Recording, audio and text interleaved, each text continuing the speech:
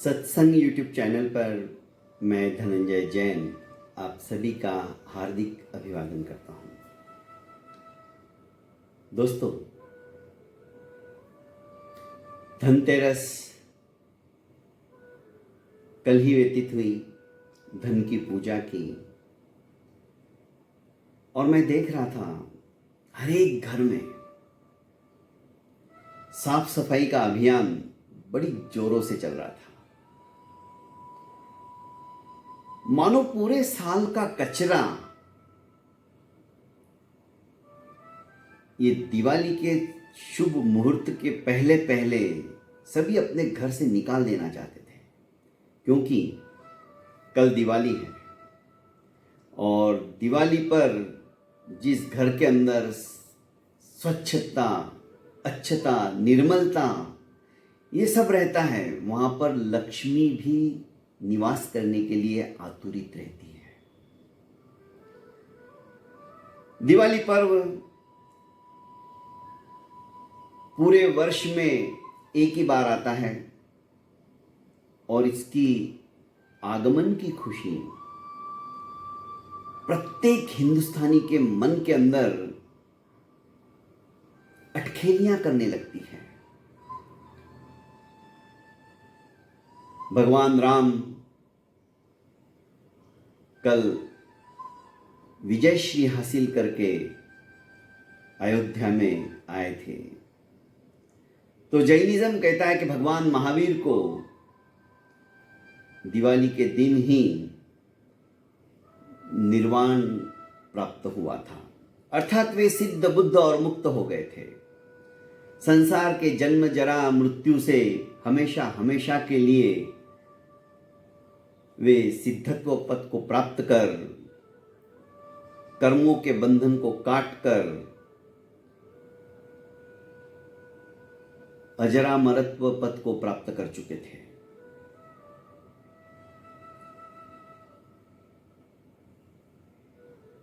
रही बात हमारी और आपकी, मैं चिंतन करता हूं, यज्ञ कुंड के सामने बैठकर जब आहुति दे रहा था तो मन मस्तिष्क के अंदर विचारों की श्रृंखला भी बढ़ रही थी।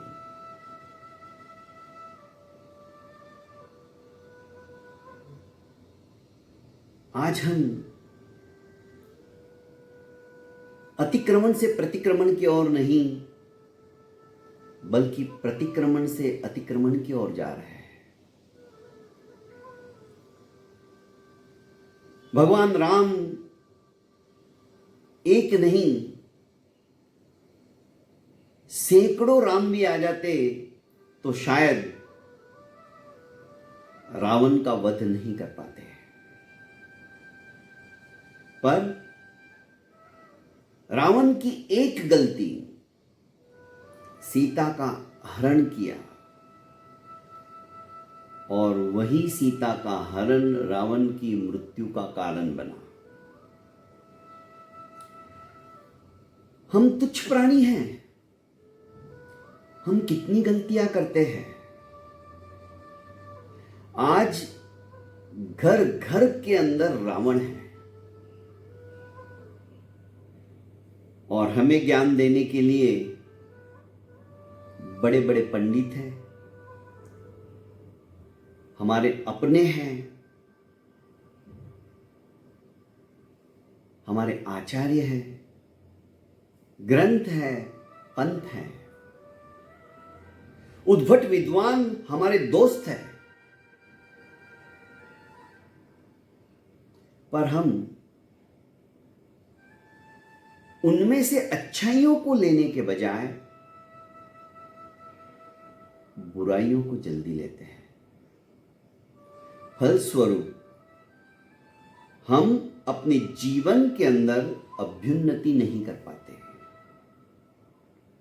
विषय और वासना के अंदर प्रतिपल प्रतिक्षण हम आकृष्ट होते चले जाते हैं। आज आवश्यकता है अंधकार से प्रकाश की ओर जाने की, पतित से पावन बनने की, कंकर से शंकर बनने की, और बनने की है आत्मा से परमात्मा बनने की अभिलाषा। ये चाहत, ये इच्छा, ये आकांक्षा जब तक हमारे अंतर मन में बलवती नहीं होगी, तब तक शायद हमारी यह जीवन की जो यात्रा है अधूरी रहेगी। दोस्तों, जीवन में अच्छे लोग बहुत मुश्किल से मिलते हैं, बहुत मुश्किल से। वे हमारी गलतियों को नजरअंदाज करके हमें सन्मार्ग की राह की तरफ ले जाने के लिए हमेशा उद्यत रहते हैं, अपना दोस्त बनकर, अपना गुरु बनकर, अपना हितैषी बनकर। यदि ऐसे लोगों को हमने उपेक्षा भाव रखते हुए उन्हें अपने से दूर किया, तो दोस्तों, जिंदगी में हमसे बड़ा मूर्ख कोई नहीं होगा। क्योंकि ये लोग हमेशा, जैसे कि मैंने पहले ही कहा, अतिक्रमण से हमें प्रतिक्रमण की ओर ले जाने वाले हैं, ममता से समता की ओर ले जाने वाले हैं,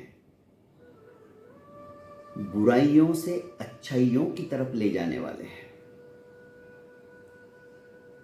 ऐसे उद्भट विद्वानों को, ऐसे पंडित को, ऐसे ज्ञानी को, ऐसे आचार्य को और ऐसे हमारे अपने हितैषियों को हमेशा अपने सन्निकट रखो, अपने दिल में रखो। क्योंकि यही लोग हैं जो हमारे सच्चे हितैषी हैं, हमें सन्मार्ग की राह पर लाकर हमें अपने कर्मों को, जो कि दुष्कर्म हैं, उनसे बचाकर अमरत्व की ओर ले जाने में सहायक बनते हैं। दोस्तों, जैसे